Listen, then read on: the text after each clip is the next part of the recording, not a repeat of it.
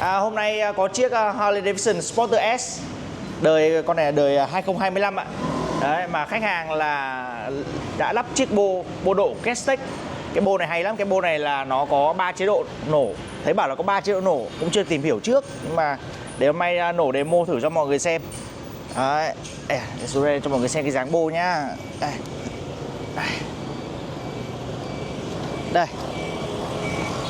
Đấy. Đây bô Kesstech đây mọi người ạ. Vì là bô này nó nổ 3 chế độ nên là nó có cái nút điều khiển ở đây này. Đấy, nút điều khiển ở đây.